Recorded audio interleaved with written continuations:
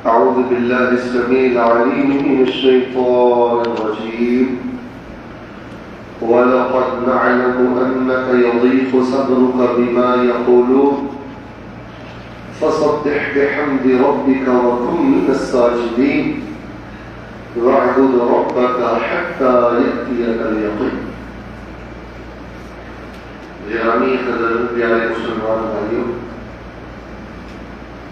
جمعے کا دن یہ بڑی برکت کا دن ہے اور بڑی خیر کا دن ہے. توجہ رکھیں، میری طرف دیکھیں. جمعے کا دن اگر آپ عبادت، اہتمام، درود، تلاوت توجہ سے گزاریں گے نا تو آنے والے 7 دنوں پر اس دن کی عبادت کا، درود پاک پڑھنے کا اثر ہوتا ہے.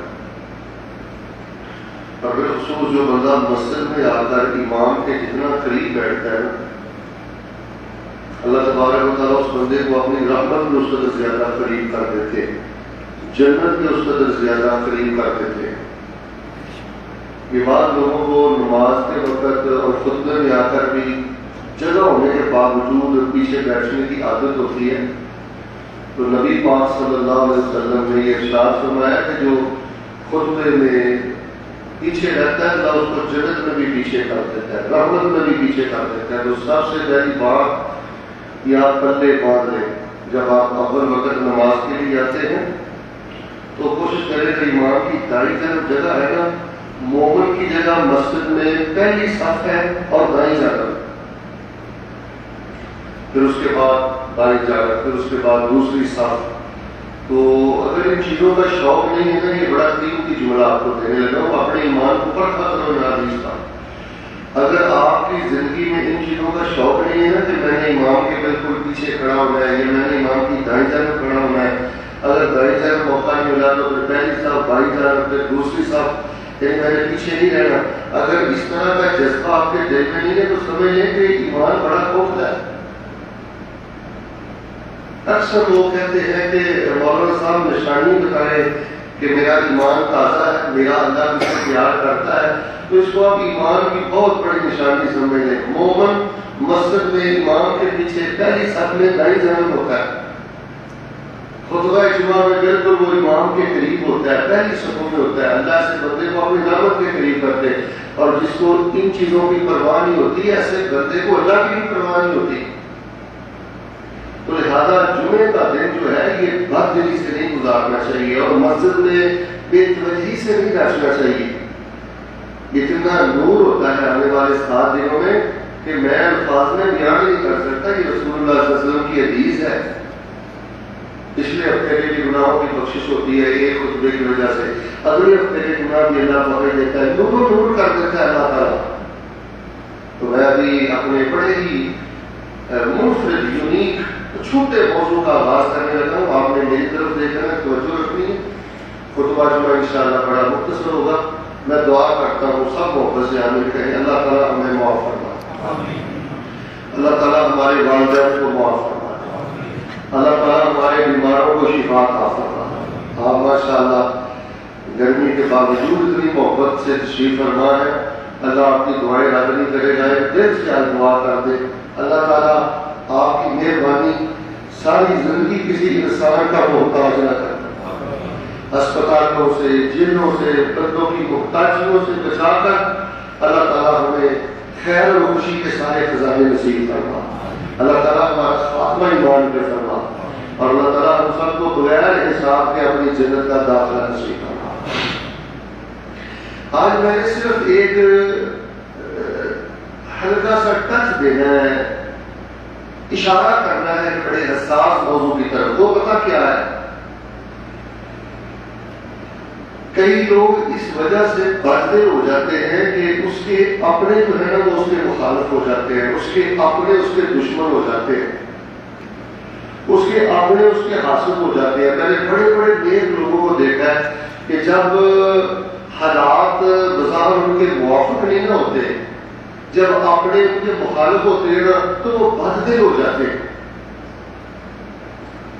میرے پیارے بھائیوں یہ ذہن میں رکھیں، کامیابی کا اصل معیار یہ ہے کہ آپ کا عقیدہ توحید مضبوط ہو، آپ کا دل اللہ محبت سے بھرا ہوا ہو، آپ کے دل میں رسول اللہ صلی اللہ علیہ وسلم کی سنت پر مر مٹنے کا جذبہ ہو۔ کامیابی کا معیار یہ ہے کان کھولنا، آپ کی تنہائی پاک ہو، گانوں والی نہ ہو، گندے ٹوائلٹ اور گندے کلپ فیس بک اور یوٹیوب پر دیکھنے والی نہ ہو۔ کامیابی کا معیار یہ ہے کہ آپ تنہائی میں ذکر والے ہوں، آپ تنہائی میں بھی ایک سنجیدہ انسان ہو۔ جب آپ اکیلے ہوتے ہیں کمروں پر، جب آپ اکیلے ہوتے ہیں موبائل پر، تو آپ کو احساس ہو کہ میرا اللہ مجھے سن رہا ہے، میرا اللہ مجھے دیکھ رہا ہے، یہ ہے کامیابی۔ اگر تو پھر یہ بات آ کے اللہ تبارک و تعالیٰ کی تقسیم ہے کہ آپ اگر ظاہر اور باطن کے نیک انسان ہیں تو آپ کو سارا معاشرہ ہی پیار کرے، والدین بھی پیار کرے، بیوی بچے بھی پیار کرے، چاچے تائے کزن بھی پیار کرے، محلے دار بھی پیار کرے، لیکن یہ ضروری نہیں ہے۔ میں نے دیکھا ہے بڑے بڑے سچے لوگ، بڑے بڑے اچھے لوگ، بڑے بڑے متقی لوگ، والدین ان کے دشمن ہو جاتے ہیں، بیوی دشمن ہو جاتی ہے، اور میں نے دیکھا کئی جگہوں پہ خاوند بیوی کا دشمن ہو جاتا ہے، اولادیں دشمن ہو جاتی ہیں۔ تو اگر آپ توحید پرست ہیں، اگر آپ رسول اللہ کی سنت پر چلنے والے ہیں، اگر آپ صف اول کے نمازی ہیں، اگر آپ کی تنہائی پاک ہے، گندی نہیں ہے، اگر آپ حلال کماتے ہیں، تو پورا جگ بھی آپ کا مخالف ہو جائے تو اس سے آپ کے شان اور مقام میں کوئی فرق نہیں پڑتا۔ یہ گھبرانے والی چیزیں نہیں ہے۔ میں نے دیکھا بڑے بڑے نیک لوگ گھبرا جاتے ہیں۔ یہ جو میں نے ابھی یاد پڑے ہیں ان میں اللہ تعالیٰ نے کیا فرمایا؟ وَلَقَدْ نَعْلَمُ أَنَّكَ يُضِيقُ صَدْرُكَ بِمَا يَقُولُونَ فَسَبِّحْ بِحَمْدِ رَبِّكَ وَكُن مِّنَ السَّاجِدِينَ وَاعْبُدْ رَبَّكَ حَتَّىٰ يَأْتِيَكَ الْيَقِينُ۔ اے میرے حبیب، تیرے پروردگار کو علم ہے یہ جو تیرے بارے میں باتیں کرتے ہیں، کبھی کبھی ان کے باتیں سن کے تیرا بھی سینہ کبھی محسوس کرتا ہے۔ اللہ تعالیٰ فرماتے ہیں میرے حبیب تیرے بارے میں باتیں کرتے ہیں، آپ ان سے کچھ مانگتے نہیں ہیں، دنیا کا لالچ نہیں ہے، کبھی آپ نے ان کو ستایا نہیں ہے، کبھی آپ نے ان سے کچھ چھینا نہیں ہے، کوئی کھویا نہیں ہے، پھر بھی ان کی زبانیں دراز ہیں۔ آپ نے کیا کرنا ہے؟ اللہ تعالیٰ کی تسبیح بیان کرے، سبحان اللہ پڑھے، سبحان اللہ بحمدہ پڑھے، اللہ کا ذکر کرے، لمبے لمبے سجدے کرے، وَاعْبُدْ رَبَّكَ، اللہ کی عبادت کرے، حَتَّىٰ يَأْتِيَكَ الْيَقِينُ، یہاں تک کہ آپ کے پاس موت کا پیغام آ جائے۔ یہ بات بچوں سے سن لو، جب محلے دار باتیں کرے، رشتے دار باتیں کرے، کزن باتیں کرے، جب اپنے مخالف ہو جائیں، ادھر دیکھو، پھر چغلی کا جواب چغلی سے نہیں دیتے، پھر گھبراتے نہیں ہیں، پھر پریشان نہیں ہوتے، پھر گالی کا جواب گالی سے نہیں دیتے۔ اللہ کے بندے پھر اللہ کی تسبیح زیادہ کرتے ہیں، اللہ کی حمد زیادہ کرتے ہیں۔ جب بھی آپ کے کان میں کوئی بات پڑے گا کہ میرے فلاں رشتے دار نے، یا میری اولاد میں سے فلاں نے، یا میری جماعت میں سے فلاں نے، یا میرے کمرے والے فلاں بندے نے یہ نجائز میرے بارے میں بات کی ہے، تو ایک کی دو باتیں نہیں جو آپ نے کرنی۔ مومن کہتا ہے سبحان اللہ وبحمدہ، اللہ تو ہی پاک ہے، اگر یہ جو باتیں کر رہے ہیں واقعی اگر مجھ میں کمی ہے تو مجھے معاف کر دے، اور اگر اللہ تعالیٰ یہ غلط فہمی کا شکار ہے تو اللہ تعالیٰ ان کو معاف کر دے۔ تو میرے پیارے بھائیوں، اگر لوگ آپ کے صاحب توحید ہونے کے باوجود، صاحب اخلاق ہونے کے باوجود، حلال کھانے کے باوجود، نمازی ہونے کے باوجود، آپ کی تنہائی پاک ہے، آپ ستاتے نہیں ہیں، تکلیف نہیں دیتے، اگر پھر بھی لوگ آپ کی مخالفت کرتے ہیں تو پھر بھی ٹھیک آپ کو یہ کہتے ہیں اپنی نماز بہتر کرو اور اپنی زبان پہ سبحان اللہ و بحمدہ ہی کو جاری رکھو۔ آج کے خطبے جمعے میں آپ کو سب ایک آیت کا ترجمہ آپ کو بتاتا ہوں۔ یا ایھا الذین آمنوا ان من ازواجکم واولادکم عدوا لکم۔ کام کھول کے سنو، اللہ کہتے ہیں ایمان والو، بس آپ کا ایسا بھی ہوتا ہے کہ بیوی خاوند کی دشمن ہوتی ہے، بیٹا باپ کا دشمن ہوتا ہے، بیٹی ماں کی دشمن ہوتی ہے۔ ویسے تو بیوی اللہ کی رحمت ہے، ویسے تو بیوی سکون ہے، بیٹی نعمت ہے، بیٹا نعمت ہے، لیکن قرآن شریف سورہ تغابن جا کے درجے پڑھنا، شاید کہ 14 سے 16 نمبر آیات پڑھنا، اللہ تعالیٰ فرماتے ہیں ایسے بھی ہو جاتا ہے، مومن کو ازمایا جاتا ہے کہ اس دشمن، اس کی بیٹی اس کی دشمن، اس کا بیٹا اس کا دشمن. اور کبھی اس کے الٹ بھی معاملہ ہوتا ہے کہ خامد بیوی کا دشمن. اب مجھے بتائیں، اب جو خامد بلا وجہ اپنی بیوی کو مارتا ہے، اس سے بڑا دشمن کون ہے؟ میں نے دیکھا اس سے بڑی دشمنی کیا ہے کہ اللہ تبارک و تعالیٰ نے بیٹا نہیں دیا، 5 سال گزر کے ہیں، 6 سال گزر کے ہیں، اس وقت پر نے اس کو طلاق دے دی ہے صرف بیٹا نہ ہونے کی وجہ سے. بتائیں اس سے بڑی دشمنی کیا ہے؟ اب یہ اللہ کی بندی ازمائش سے گزر رہی ہے، تکلیفوں سے گزر رہی ہے، تو اس کا مطلب یہ نہیں ہے کہ اس کی دنیا برباد ہو گئی ہے، آخرت برباد ہو گئی ہے. اگر کوئی خامد کی ایسے دشمنی مل رہی ہے کسی بیوی کو، اگر وہ صبر کرے، اللہ پاک اس کو دنیا میں بھی اجر عطا کرتے ہیں، اللہ تبارک و تعالیٰ اس کے جنت میں بھی درجے بلند کریں گے. اب مجھے چند دن پہلے ایک ٹیلی فون آیا، وہ مجھے فون کہنے لگی کہ میرا خامد مجھے بے پردگی کرنے پر مجبور کرتا ہے. مجھے بتایا اس سے بڑی دشمنی کیا ہے؟ مجھے حکومت نے بتایا کہ مجھے طلاق کی وجہ یہ ہے کہ میرا خامد مجھے کہتا تھا جب میرے دوست گھر میں آتے ہیں تو پردہ نہ کیا کر، بناؤ شکار کر کے، میک اپ کر کے دوستوں کے اندر رکھا کر. میں نے کہا میں خاندانی عورت ہوں، میں یہ کام نہیں کر سکتی. تو ہو سکتا ہے کسی وقت خامد ہی دشمن ہو، ظلم کرے، پٹائی کرے، خرچہ دیتا نہیں ہے، مار کر بنیادی حقوق بھی ادا نہیں کرتا. اب اللہ تعالیٰ نے خامد کو کنفرم بنایا، وہ اپنی ذمہ داری نہیں دیتا، دشمنی کیا دکھ رہا ہے. تو زندگی میں میرے پیارے بھائی ایسی ازمائشیں ہیں. بیوی دیکھیں، بیوی کو اللہ تعالیٰ نے لباس کرا دیا، فرمایا کبھی بیوی بھی آپ کی دشمن ہو سکتی. بیوی سے زیادہ سکون، بیوی سے زیادہ خیر انسان کہیں نہیں پاتا. لیکن اب دیکھ لیں اس سے بڑی دشمنی کیا ہے کہ وہ اپنے خامد کی عزت کی ہی روادار نہیں ہے. اس سے بڑی دشمنی کیا ہے کہ وہ اپنے خامد کی راستہ نہیں ہے. تو یہ ازمائشوں کے سلسلے چلتے رہتے ہیں. اب دیکھیں میں کئی گھروں کے کیس جانتا ہوں کہ باپ نے کہا کہ بیٹا میں نے جیسے آپ کو جائیداد سے حصہ دینا ہے نا، میں نے بیٹی کو بھی دینا ہے. وہ بیٹے تو آپ کے مخالف ہو گئے کہ آپ نے بیٹی کی شادی نہیں کی، ان کو جیز نہیں دیا، آپ حصہ کیوں دیتے ہیں؟ جب آپ حق پہ فیصلہ کرو گے، جب آپ میرٹ پہ فیصلہ کرو گے، جب آپ ایک سچے اور اچھے انسان بنو گے، ادھر دیکھو اپنوں کی طرف سے ستائے جاؤ گے، آپ میں پریشانی ہوگا. آج کے میرے موضوع میں آپ کو خطبے میں پیغام یہ ہے، حالات سازگار رہے، آپ نے پھر بھی حق کے ساتھ رہنا ہے. میں نے کانوں سے دیکھا ہے، یہ میں بابوزو کھڑا ہوں، مسجد میں کھڑا ہوں، اللہ کی عزت کی قسم اٹھا کے کہتا ہوں، میں نے کانوں سے دیکھا ہے. میں ایک شخص کو جانتا ہوں تقریباً 20-22 سال سے جانتا ہوں. میں نے اس بندے کو تجربہ گزار پایا، میں نے اس کی تنہائی میں اللہ کے سامنے روتا ہوا پایا، کان کھولنا. اللہ کی قسم میں نے 22-23 سالوں میں 25 سالوں میں اس بندے کو کبھی حرام کا مال جو دور کی بات ہے، میں نے کبھی اس کو شبہ والا مال کھاتے ہوئے نہیں دیکھا. اور اس کو ایک بندہ اس کا اپنا رشتے دار کا کیا کہہ رہا تھا کہ اس سے بڑا گندا انسان ہے ہی نہیں.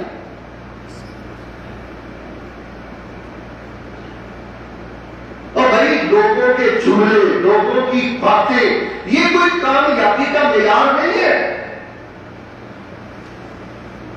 اصل کامیابی یہ ہے، اصل سعادت یہ ہے کہ بندے کی تنہائی پاک ہو. اللہ کا واسطہ دے کے کہتا ہوں، آج کل کے ہمارے یہ جو بالخصوص مزدور طبقہ ہے نا، جب دیہڑی کر کے فارغ ہوتے ہیں، آپ کو اپنے بستروں پہ اپنے فیس بک پڑتی ہے، رنڈی کا گانا ہوتا ہے، ناچ کرنا دیکھتے ہیں اور گندے گندے فضول پروگرام دیکھتے ہیں. بھائی کیوں اپنی آخرت پر بات کرتے ہیں؟